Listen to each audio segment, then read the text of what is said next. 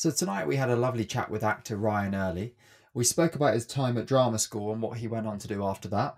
It's actually, it was our third attempt at doing the podcast, wasn't it, Matt?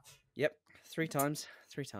Yeah, first time was my fault. Second time, well, Matt disconnected mid-podcast, so it is what it is. My fault was the Wi-Fi. Your fault was what? Go on. Tell listeners why we couldn't record it on the date we were supposed to.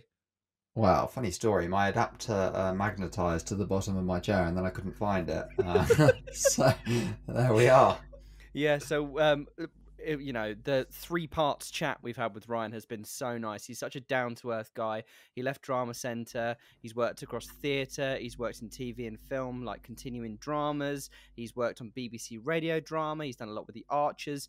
And he's taken his time to speak to us right now when he's right in rehearsals for a production of Abigail's Party at the Park Theatre. Now, this podcast will be releasing well after that's finished, but we know that he would have smashed it.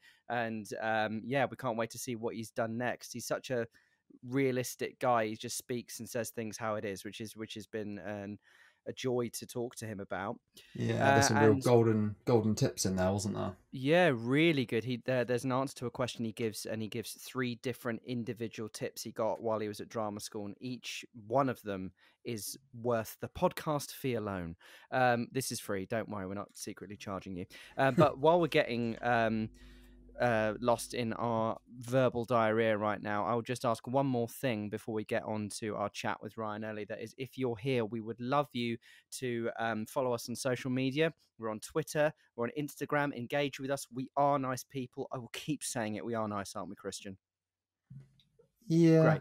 Silence. Oh, great. Fabulous. So follow us on social media. We'd love it if you could download the podcast, follow us Spotify, Apple Podcasts, engage with us. We do this. We love it. We want you guys to get involved with it as well. So thank you so much for clicking on the episode today, and enjoy In the Room with Ryan Early.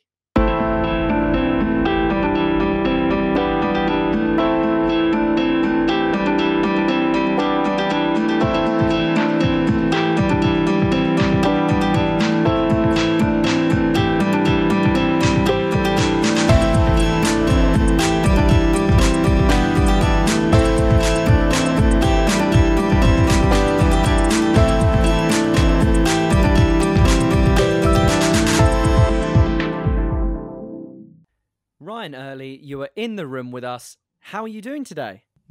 I'm doing very good. It's been our second attempt, isn't it, to chat, and so I feel better prepared actually today than the first time. I was a bit flummoxed yesterday. I was in a very tight schedule getting back home, and I was like, "Oh my god, I'm completely blank. I can't think of anything to say." But today's been a bit more chilled, so I feel like my mind's a bit more open and ready to open up and chat to you. Yeah, brilliant. My Thunderbolt port thing magnetising to my chair did you a favour then? You did it on purpose. Yeah, exactly. Yeah, great. Well, we're here now, and we start our questions by asking about our guest's journey into this industry, how that started. So I'd love to ask you, what drew you towards acting? Was there a moment, or even when you were growing up, when you decided, this is what I want to do? Yeah, there was an actual moment, and it's funny because no one's really ever asked me specifically the kind of moment, because usually it's sort of, sort of grew up and some, but there was an actual moment when I was 8 years old and I was watching my brother play Red Riding Hood's dad in a production of, a biopic, I guess, of Red Riding Hood, because it had her father, which I'm not sure is an actual character in the fairy story, but Mr. Hood. My brother played Mr. Hood, so we all sort of got dressed up, and I was 8 years old, and we all went to see him in his sort of. It was a local amateur dramatics production. It wasn't a school production, so it was very much sort of 7:30 in the local sort of town hall, and it was so exciting going and just thinking, I'm going to see my brother and he's going to be this, Miss Red Riding Hood's dad. And I remember sitting there, and it sort of struck me like a bit of a thunderbolt that I could definitely do that better than my brother's doing it. And I was 8 and he was 2.5, he was 10.5. And I was just like, he's not very natural. I don't really believe, I don't, and this sounds like I was just terribly precocious as an 8-year-old. I'm doing it in a 43-year-old's voice. But if you imagine an 8-year-old going, I just literally very simply thought I could do that better than you, definitely. And not even in a competitive like brother way. I just think I know how to make that sound a bit more real. And that was it. And that literally was it. And then next year I was like, I want to join that. I want to join that drama club. And then next year I was Oliver Twist. I sort of went straight for it. And then he left it and never went back. I sort of booted him out and trod on him.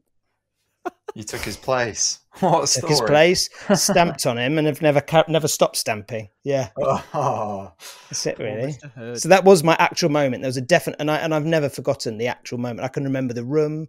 I can remember where I was sitting in the room, and I can sort of even remember his line or something like he was just speaking to his daughter, and I was like, nah, I don't believe that.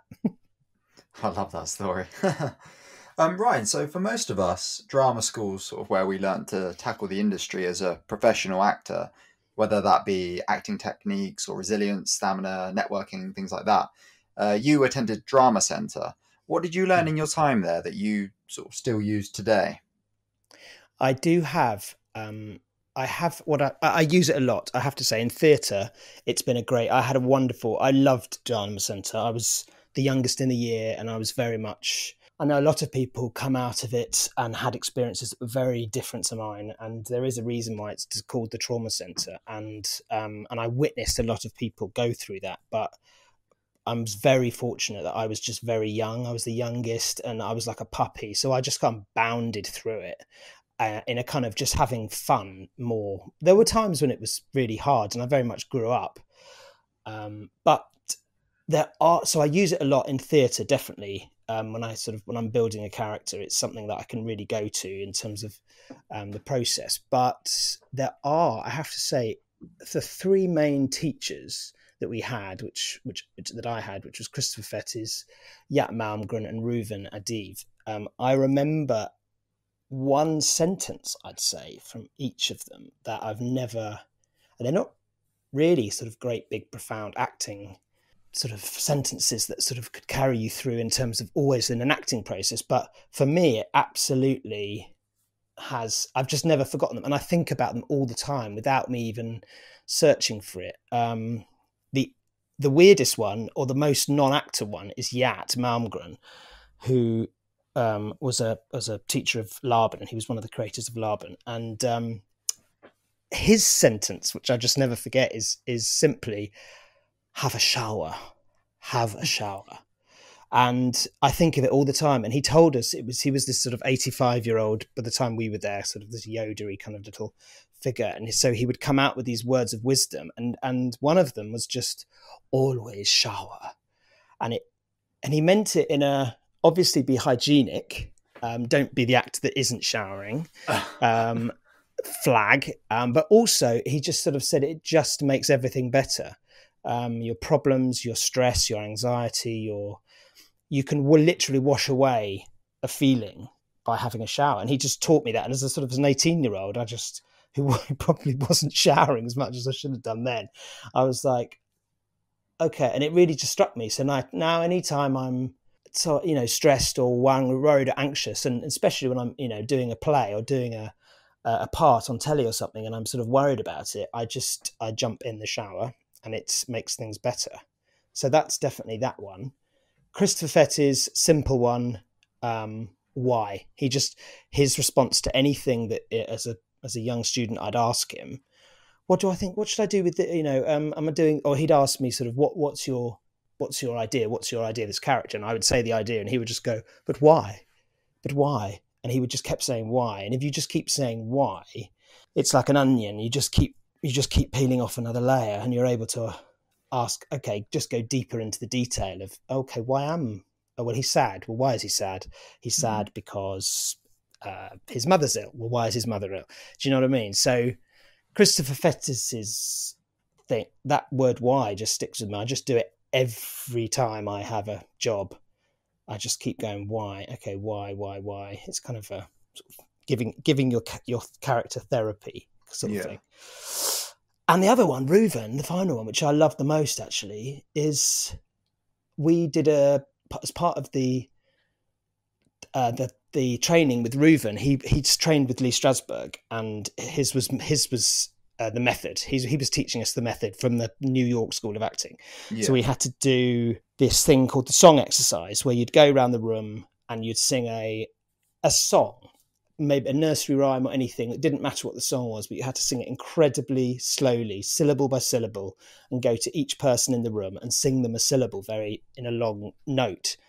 And it would open up your mind and stop you thinking. So you'd eventually, the phrase was leave yourself alone. And then when you had left yourself alone, your true emotions and feelings could come out. And it was always the big drama centre thing, because it was always like, oh, this is the one that's going to make you cry. People are going to start reliving their sort of childhoods. And so everyone was always terrified of it. And it was always a kind of a badge of honour if you had a complete breakdown or a nosebleed or something during it. And everyone was like, oh my God, I had a real.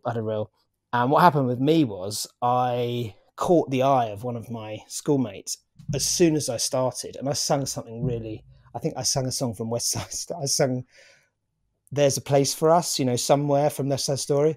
Yeah. And I just found myself being 18, just sort of staring at my friends going like, there's, and singing there's for about 10 seconds or 20 seconds.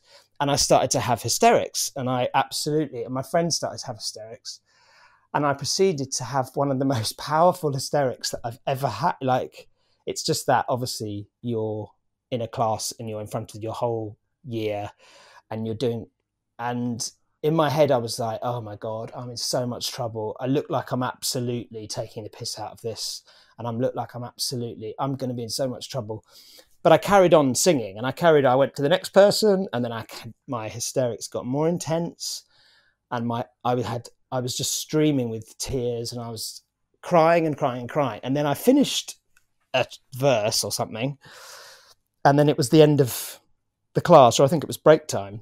And Reuven took me outside, and he was like, can we go and have a chat? And I was like, oh my God. And he was really kind, but he was a very old, he chain smoked in the class. It was the days when he was just this real New York, and he was like this New York Jewish kind of, and he took me outside and he went, never stop laughing.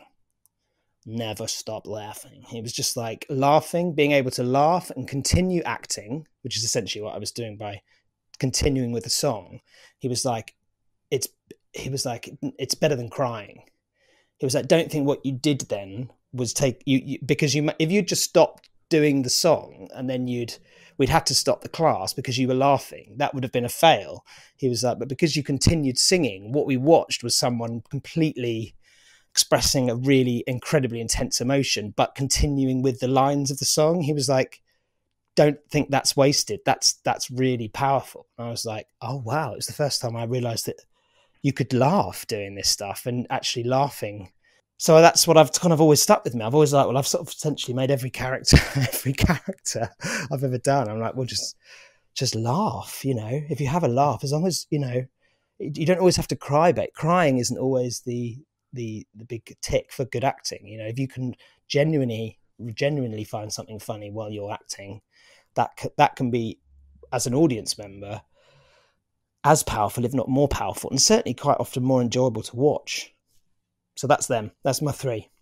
Yeah, nice. I mean, like, that was totally honest to you in that moment in that class, though. So like, that's what you want, right? Whatever the truth is in the moment, if you wanted to laugh, you laugh, don't cry. Absolutely. And I think that exercise as well, it gets you on breath, doesn't it? It stops you trapping any breath. And I think breath for me is always where I struggle with emotion, is I trap my breath somehow. So letting that out, I might try that myself. I love that one. Yes. If we're allowed to compliment you this way, we'd label you a working actor. And we say that in like the best way possible, because going through your CV, there are consistent jobs across TV, theatre, voiceover, there's film in there too, and it's year after year after year. Now, obviously, there are always going to be breaks either in the past or in the future. It's just the nature of it.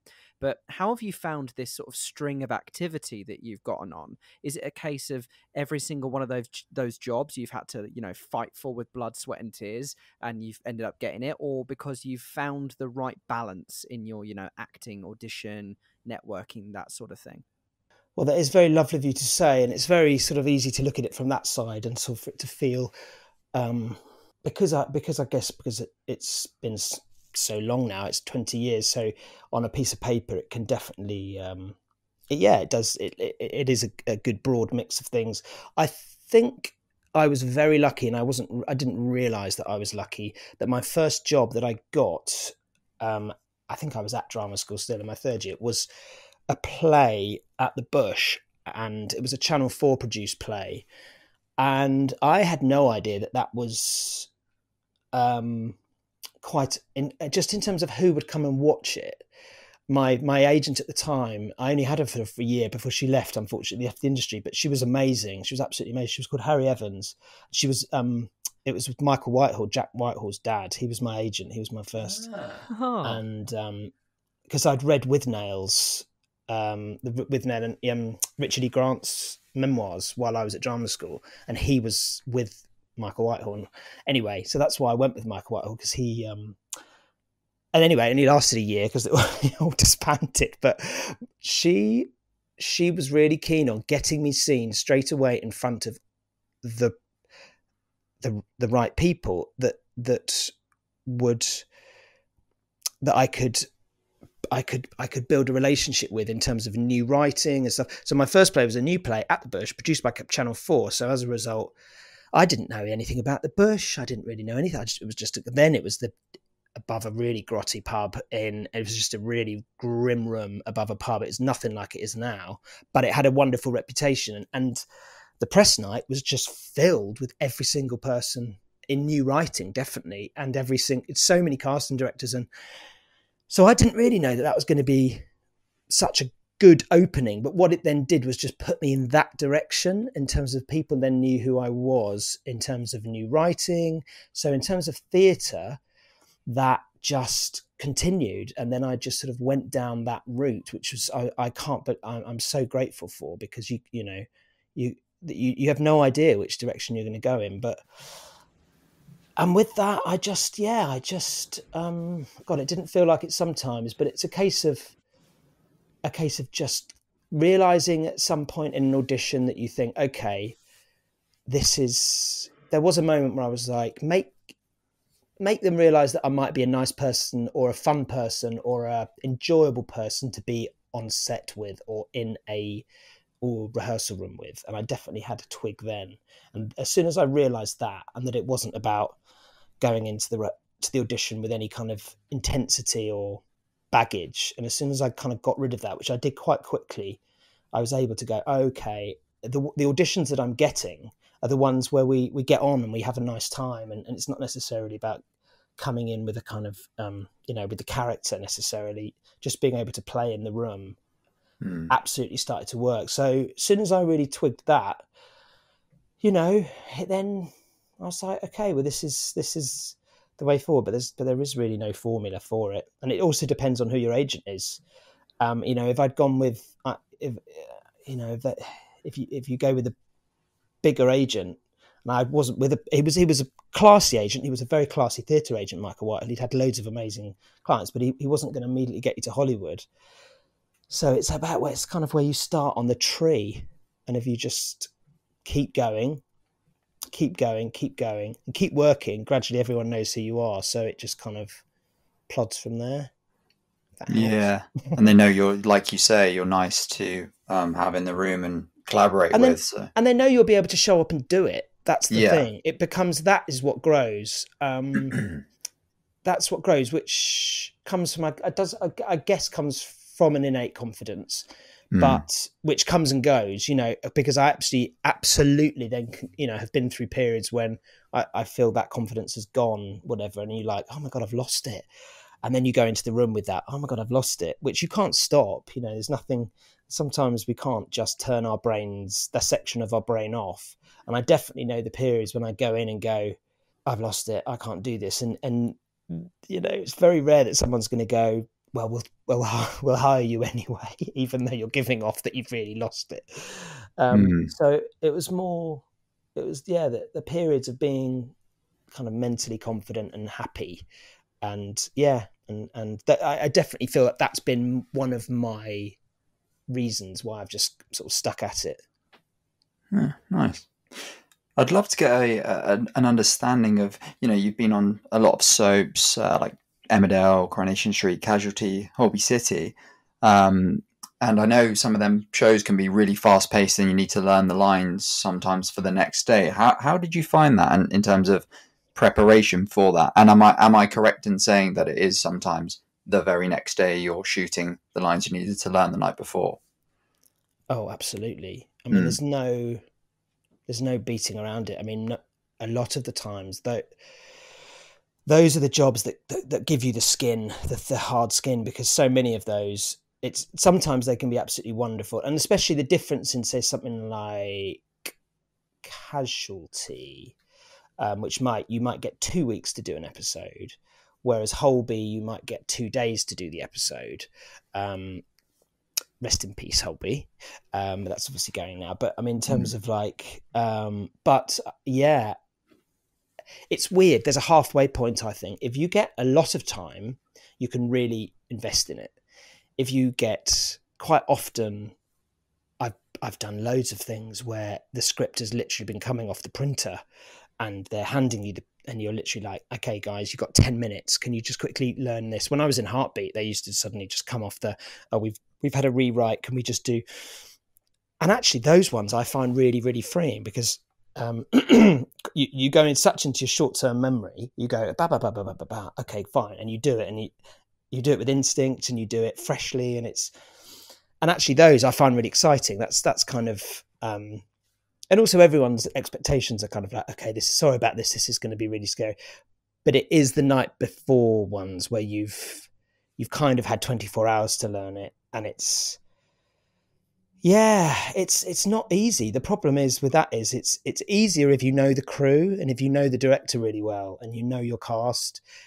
Like in any other job in the world, not any other job, but most jobs, your environment, you're more familiar with. So that bit's kind of a given. But with going into doing these episodes of things like Emmerdale and I mean, Coronation Street, oh my goodness. I remember especially when it's something so iconic as that, I remember just being led onto the set, walking down Coronation Street on these cobbles. And then I had to walk into I was playing this terrorist, Jim McDonald decided to become a terrorist and kidnap everyone. And, I was brought on as this sort of specialist CID guy, and you're in a room. And I remember they made me have to share a dressing room. Not made me, this poor regular who I won't say his name. This poor regular who had been in it for about 15 years. They put me in a dressing room with him, and he hadn't been told. And it was his personal space. And he was like, "What are you doing in here?" And I was like, "I'm so sorry. They've put me in here and I'm there with this police uniform that I've got to put on." And he was just eating this sort of microwave meal that had melted because he'd done it too long. And he was just about to go on set. And I remember he was just like, "This place makes me want to eat all the time." And and then I just, I was led on set and I'm suddenly in this kind of special terrorist caravan that they'd built up for me, and I suddenly was with these two iconic regulars. And then suddenly I had never met the director, never met anyone, didn't know anyone, but I had about 4 pages of dialogue of technical kind of technical police jargon, kind of CID police jargon, Jim McDonald jargon. And I'm suddenly sat down, and then the director goes, "Hi, I'm da-da-da-da. Should we go for a line run?"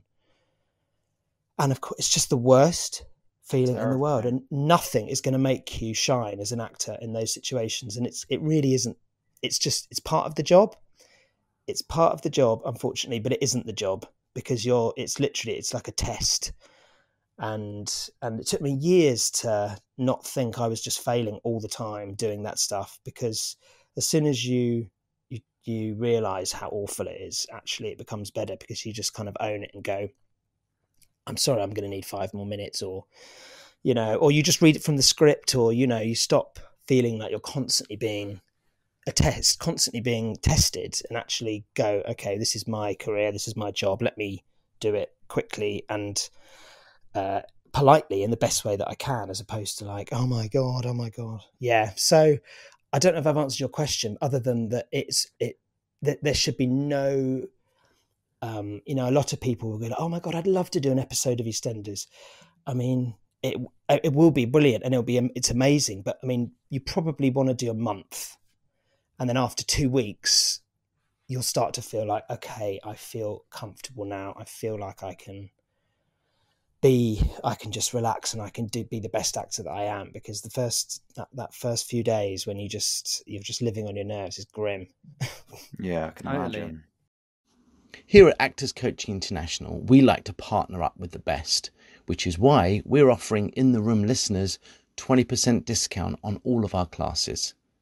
When booking, simply put in capital letters, In Room 20, that's In Room 20 in the discount code, or email us hello@actorsci.com mentioning In the Room when booking.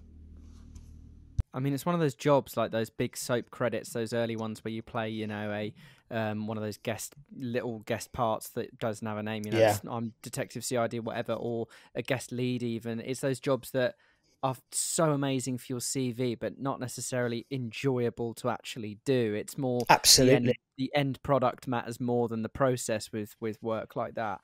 I'd love to talk a bit about networking. You spoke a bit earlier on about how in your graduating days, your agent got you in front of the right people, and that was a good networking tactic from them, and about being the fun one in the room, being someone that turns up and has the right attitude.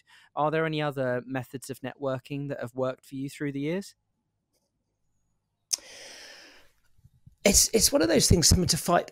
I call it fighting the cringe, because it was about sort of taking advice from other actors. I did a play at the Royal Court with a wonderful actor called Carl Collins, and he just said this is when I was younger, I was a bit younger, and he was just like, and I'd always thought it might be a bit, a bit embarrassing or cringe to sort of, and this was only early email days. This is about 15, 20, well, not that early, but he just says he always just writes a lovely little postcard to a casting director that he really likes and has a relationship with, and just says in a personal way, I'd love you to come and see this if you're free. Love, Carl, or something, and or he just drops them a note, and that for me was I was like, that's lovely. I was like, that's lovely, and I've kind of always done that. I've moved it to email, but I've always done that, and that's probably about as networky as I get, really, other than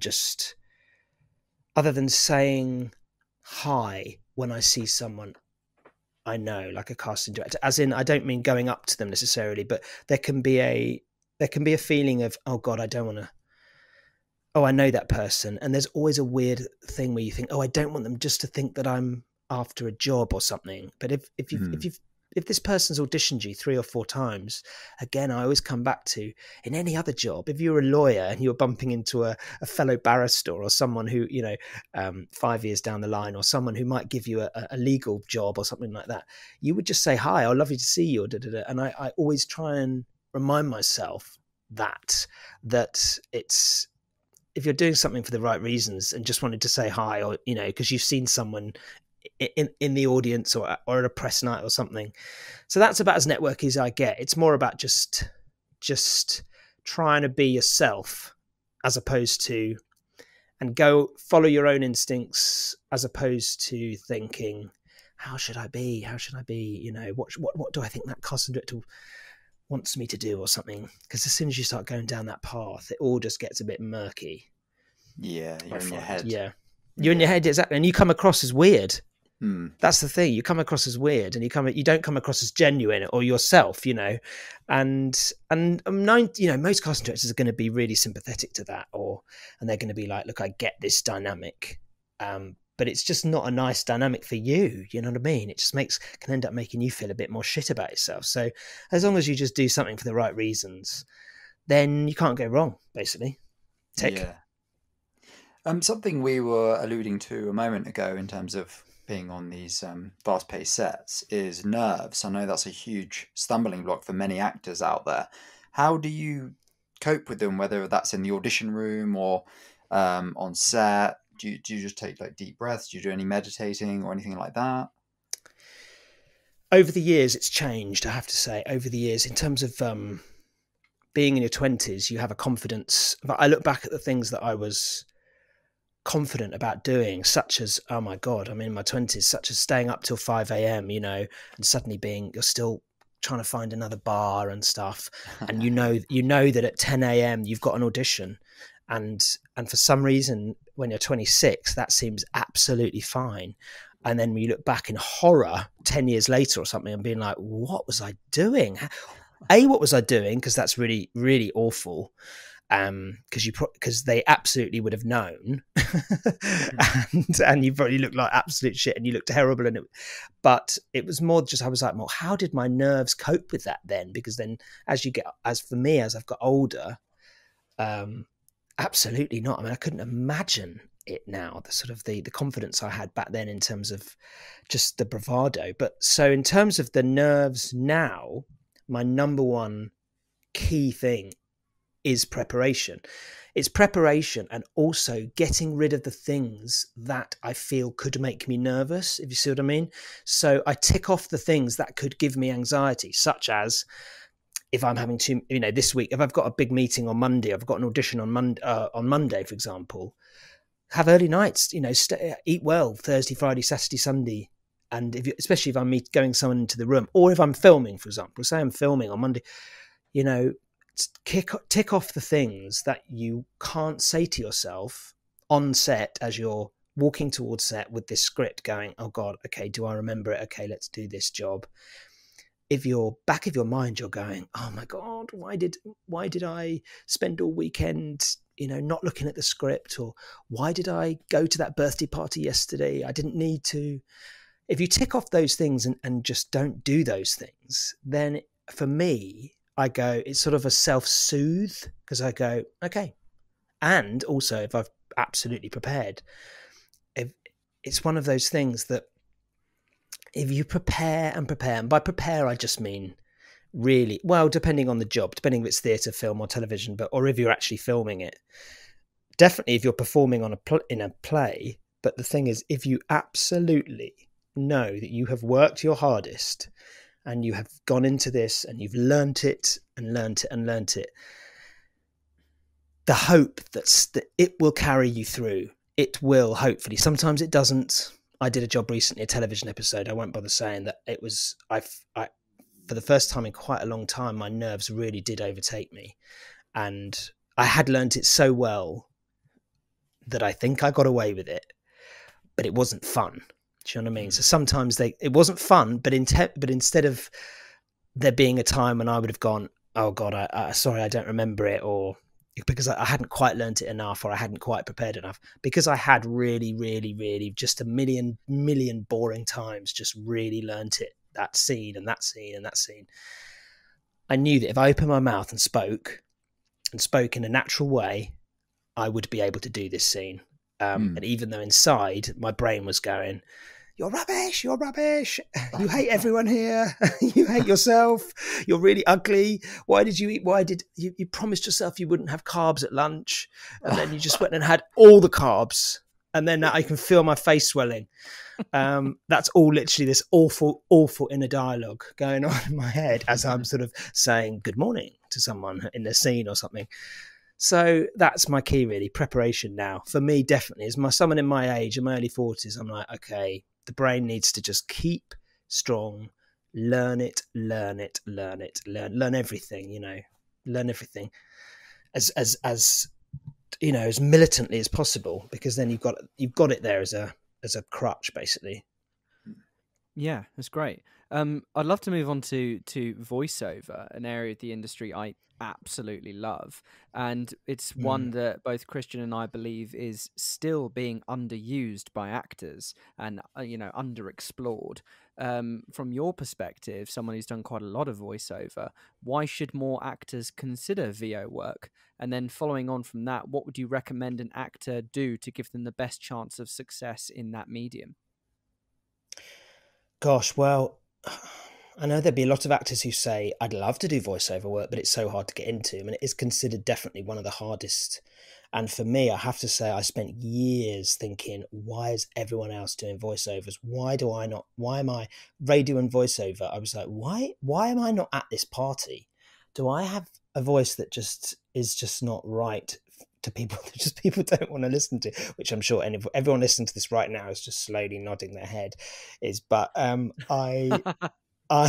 was like, everyone's like, yep, that's right. But I was like, I found it very difficult to get into, and I wrote and wrote and wrote. But yeah, I think it's an amazing part of the industry, and you're right. And when you say it's undervalued, in the sense that it's an amazing way of stretching your range all the time, especially now with gaming. You're suddenly my voice agent, sorry, Emma Harvey, who's amazing, will send you like a gaming audition, and suddenly she'll say, look, go through all these characters and see which ones you think that you're right for. And there's sometimes 20-30 characters, and suddenly you're sort of you're really stretching yourself, and you're using your brain and your voice and your imagination, and in a way that is great, that you can then go and do an audition the next day, and you've had a real workout. But I found it really hard to get into, I have to say. I mean, Emma was my saving grace, and that took even a while for her. I sent her a letter with, I can't quite remember, but I think I sent her like a miniature bottle of whiskey or something, or like a miniature bottle of booze. It was a friend of mine. This was it's that sort of folklore thing. An actor friend goes, oh yeah, I got in with a massive agency because I sent them some truffles. I think I might have sent her some truffles, I sent her truffles, and I sent her a bottle of booze or something. And I was like, I just want you to have this and think of me the next time. It's total cringe. I mean, it was actually quite, yeah, exactly. I mean, it feels horrifically sleazy or something. And I remember writing it in handwritten on like a handwritten note, and I was like, spray some think of me on it. my mate did that. He sprayed perfume on a thing when back in there, and he got into Independent from it. They didn't even see him. Right, everyone, let's get our aftershaves out. Let's go. Aftershave, and he filled it with like petal confetti. I mean, it makes me feel sick actually thinking about it. And but they signed him on the spot. So that is not me giving a tip, but that's just me giving the story, because I'm not sure now. But with Emma, it worked. Independent offices are just going to suddenly going to be filled with like cheap, like dupe. Everyone's getting the dupe out and spraying it. But she pinned it on the wall because I think she found it funny, and she didn't have room, and she sent me one back going, thank you for the truffles, thank you for the whiskey. Here's your restraining order. They've been eaten and drunk. We will not be signing you. And she didn't. I got a rejection from her because she says, well, our books are full, I'm so sorry, but thank you for the snacks. But she pinned my letter to her board, and then about a year later, she had a space, and then suddenly I got a sort of, through Twitter, I think I got a message going, are you still up? Do you still need representation? Contact me. Oh. And I contacted her, and she said, I've never taken your letter off the board. And I was like, well, that worked. So that is a, as you said, that tip might not work all the time, but you never know, it might. But so for me, and then, I mean, the best thing that Emma really does tell you, which is something to remember, because it's very easy to think you're going to start earning a fortune. It's very easy to think you start earning anything because you think, oh, okay, I've got another agent. I've got an agent now alongside my acting agent who's going to now just be putting me up for jobs. And she's very clear about saying that this is a supplement. It's a supplement. And sometimes you get a lucky gig and sometimes you don't, but it's not the same as, week after week after week. Sometimes it can be, sometimes it can't. But if you lower your expectations, then it can be an incredible surprise when you suddenly go, oh, you've been offered this campaign. Or, but in terms of the diversity of the stuff, the games, the voiceovers, the radio, the television, the film, now all the different, there's even, audiobooks. It's an amazing, and I think people are, the spoken word is something that is never dying. And there's different visuals, like radio's certainly like viewing figures are as big as they ever were. Do you know what I mean? It's not like these are dying art forms. These are all the voice sort of continues to be really used. So yeah, I'd say to anyone listening, keep at it with applying yourself to it, because it is a lovely industry to be in if you can get in it, but it's hard. Cool. Firstly, apologies to all the agencies in the world that's going to be receiving dupe-filled letters. Or you're welcome. Or you're welcome. Yeah, depending on the response. Yes, exactly.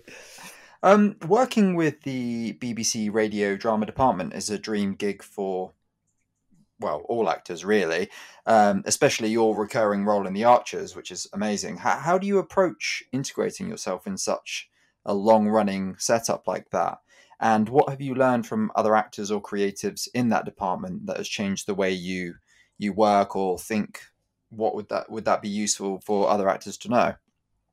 Oh, well, firstly, I've learned everything because I knew nothing. And that's the one thing to firstly say. I knew absolutely nothing. And radio really was, for 15 years, something that I just didn't understand why I wasn't doing. So if anyone else thinks that, everyone's thinking it, because I assumed everyone else was getting auditions for these radio gigs that I wasn't getting. That I just assumed my agent wasn't getting me these auditions, and I used to get kind of pissed off. Why am I not? I was like, I'm totally Radio 4. Why am I could do all that.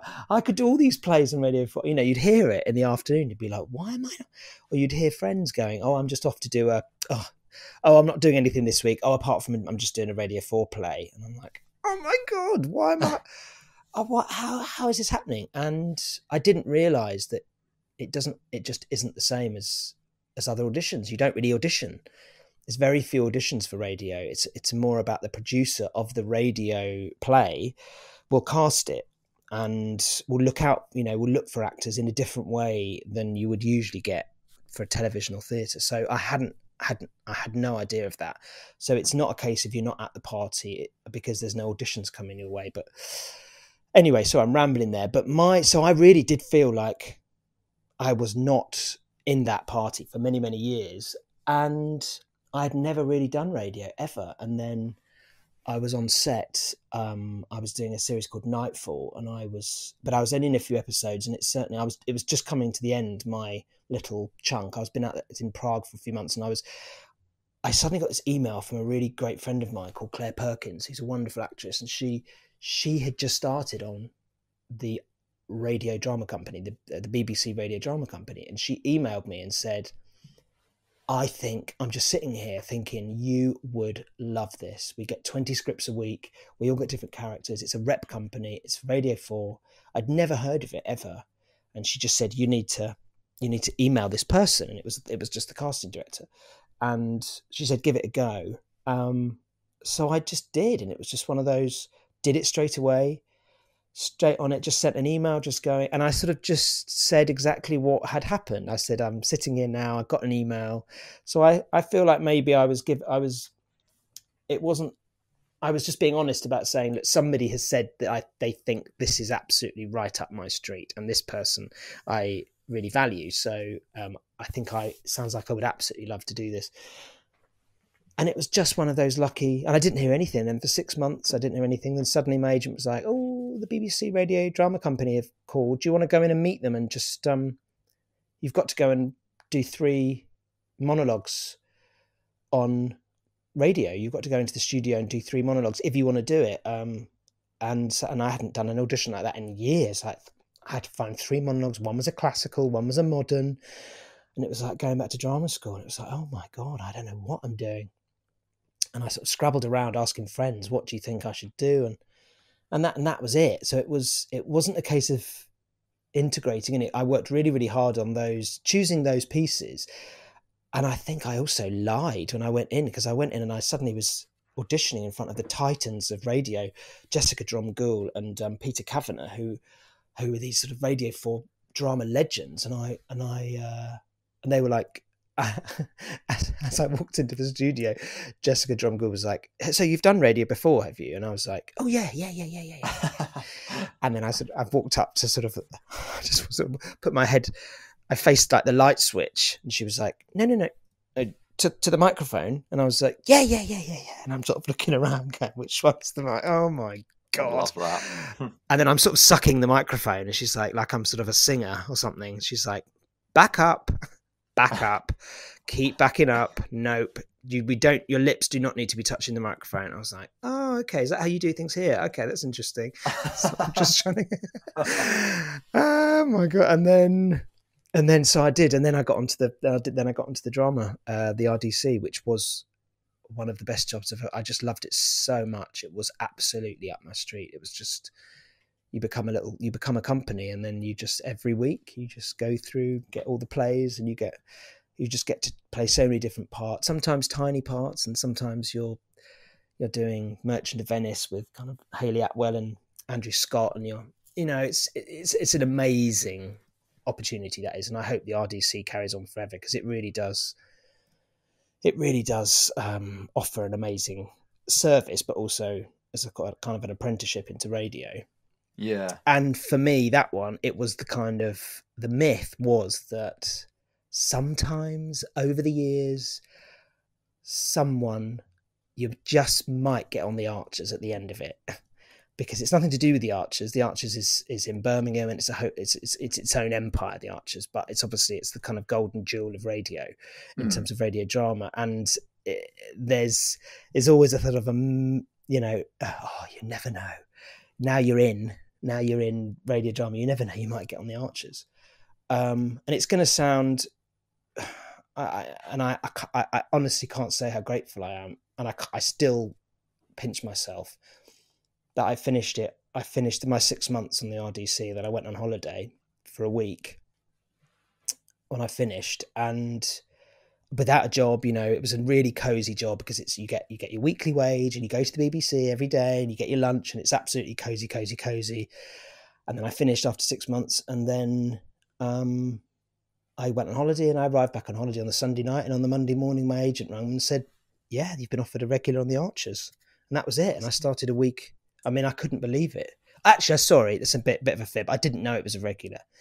She said, oh, the Archers, they want you to come in, and there's a karate instructor. So I went and going that, and that was enough for me. That was like, oh my God, I'm going to do the Archers. And I went and did this episode, and on my way up to the green room, this lovely woman called Louisa welcomed me and said, oh, I'm in the Archers. And she just said, you're going to be my new boyfriend. And I was like, what? I thought I was a karate instructor. She was like, yeah, you're going to be my thing. And that was 3 years ago. We now live together on it. So it was one of those like, oh my God, that is incredibly lucky. And I'm very, very grateful for that. Yeah.